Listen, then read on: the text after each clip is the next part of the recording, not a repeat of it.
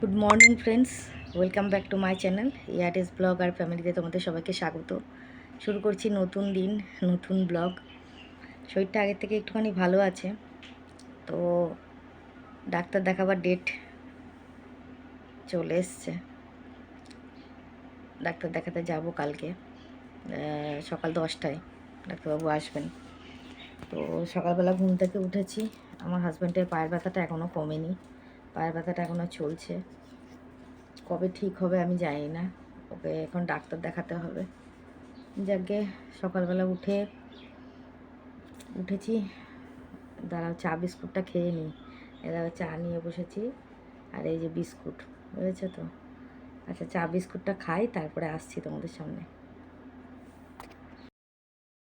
তো যেটা বলছিলাম, দেখো কি কাশছে, ও ঠান্ডাও লেগেছে আর পায়ে ব্যথাটাও রয়েছে, বুঝেছো।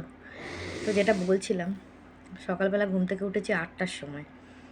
উঠে যখন আমার সকালবেলা ঘুম থেকে উঠি না, তখন না শরীরটা একটু ফ্রেশ থাকে, কেন রাত্রেবেলা যেহেতু ওষুধটা খেয়ে শুই, তখন সব মানে হাতে ব্যথা বা মাথার মধ্যে কিছু হওয়া এগুলো থাকে না।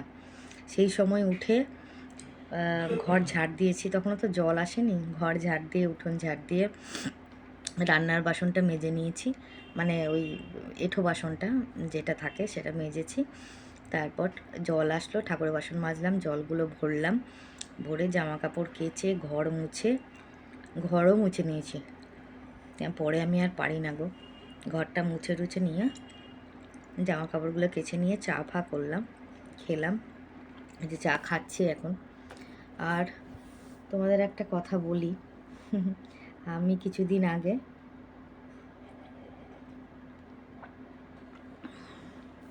অনলাইনে কিছু জিনিস অর্ডার করেছিলাম ঠাকুরের জন্যে, বিশেষ করে ঠাকুরের জন্যই করেছিলাম। তো ওই জিনিসটা আজকে আসার কথা আছে। তো আসলে মানে কিছু জিনিস আজকে আসবে আর কিছু জিনিস আসবে 26 তারিখে, ঠিক আছে, ডেলিভারি। তো তোমাদের অবশ্যই দেখাবো। ওটা বিশেষ করে আমি নিজের মানে মাছ টাছ রান্না করব না ওই ওভেনটায়, বেশ ও সরি বলেই দিলাম, মাছ ফাছ কিছু রান্না করব না ওটার মধ্যে। নর্মালি নিরামিষ রান্না হবে আর ঠাকুরকে ভোগ দেওয়া হবে, ঠিক আছে। এটাই মনের মধ্যে একটা আশা নিয়ে আমি অর্ডার করেছি একটা ওভেন, বুঝেছো তো। ওভেনটা আসুক, দেখবে তোমরা কেমন হয়েছে। ছেলে তো আগেই বলেছিল নেওয়ার কথা, তখন আমি নিইনি, তো এখন এই মুহূর্তে নিয়ে নিলাম। আর সঙ্গে কিছু অর্ডার করেছি, সেগুলো আসুক 26 তারিখ, তখন আবার দেখাবো তোমাদেরকে। আর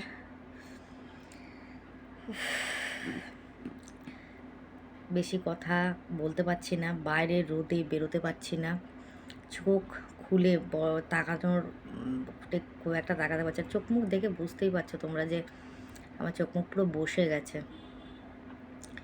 কাজ করছি খুব কষ্টে, অতি কষ্টে কাজ করছি, সেই কাজগুলো যে শ্যুট করব সেটার ক্ষমতা এখন আমার নেই বন্ধুরা। আমি জানি যে আমার সব শেষ হয়ে যাবে, আমার ভিউজ ডাউন হয়ে যাবে, আমার কী করবো আমি বলো, আমার শরীর যদি পারমিট না করে। তার মধ্যে কালকে আবার কি হয়েছে শোনো, মালিক মাল দিয়েছে, বুঝেছ। আমি বলেছিলাম মালিককে, এক সেকেন্ড দাঁড়াও,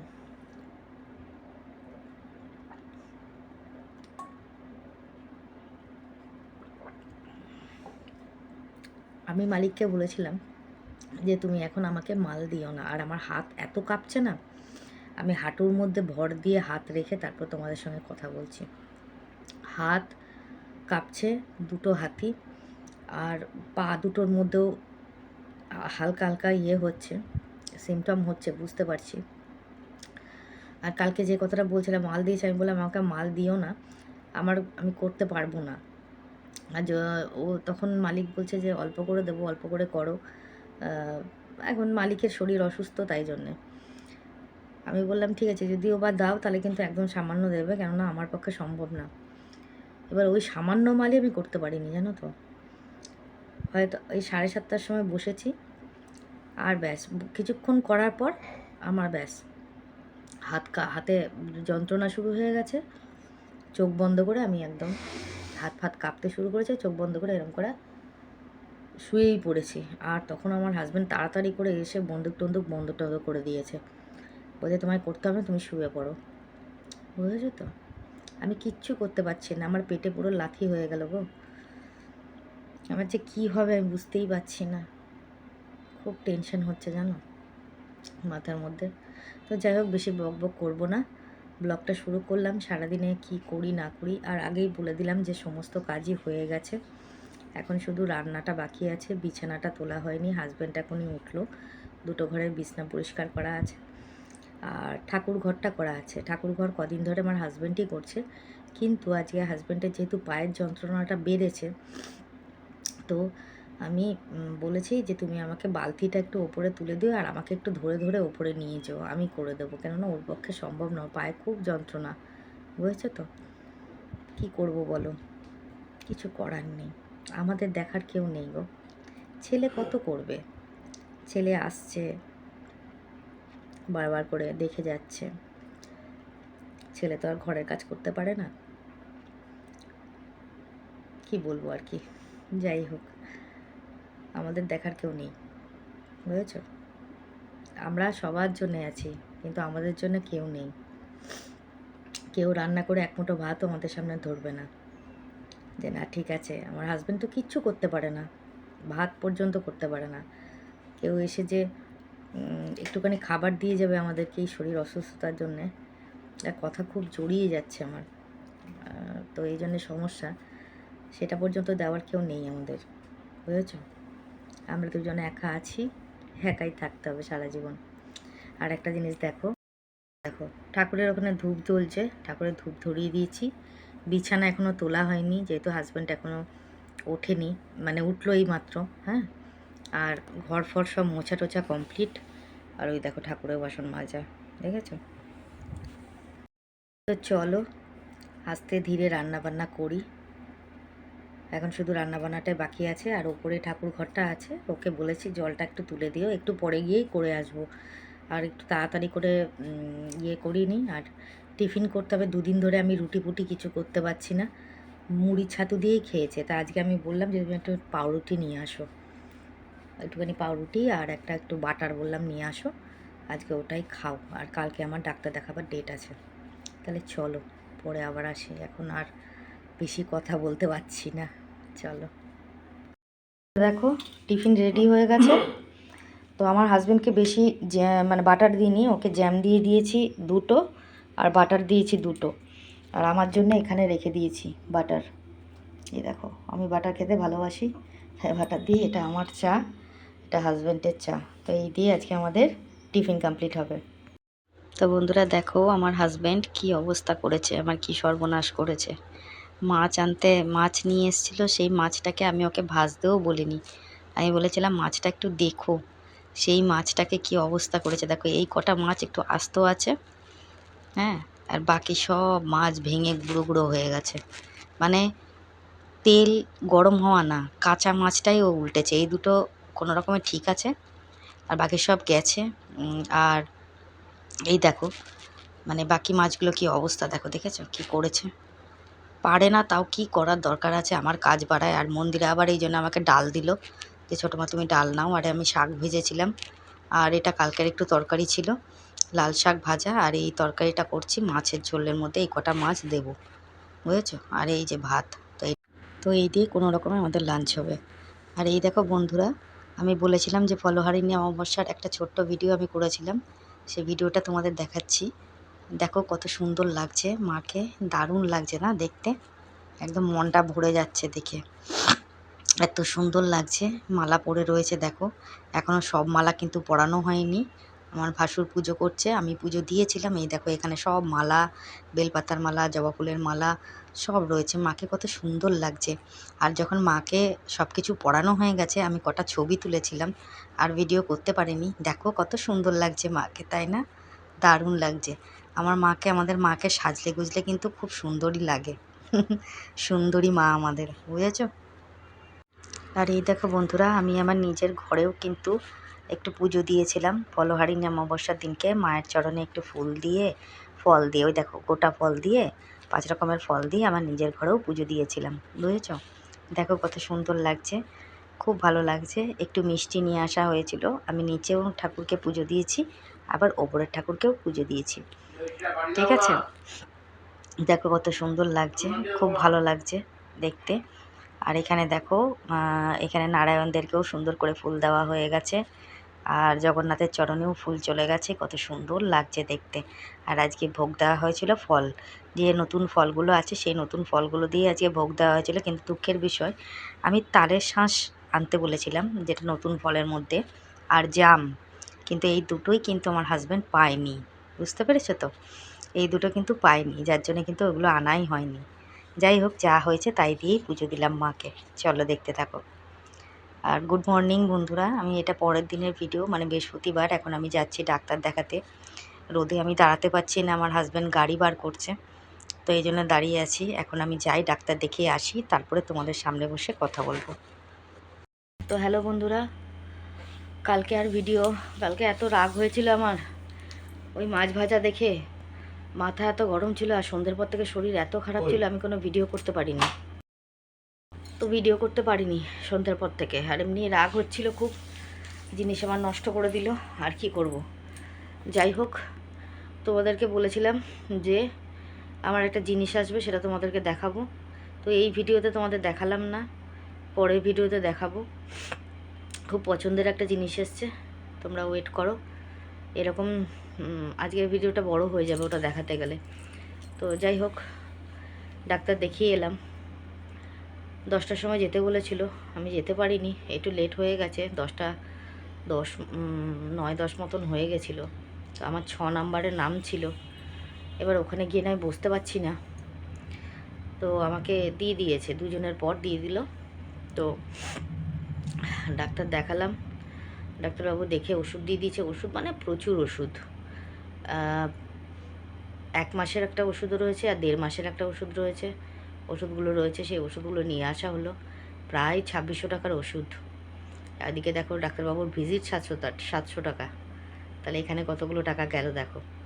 তারপরে আবার দিয়েছে টেস্টের মধ্যে থাইরয়েড, সুগার,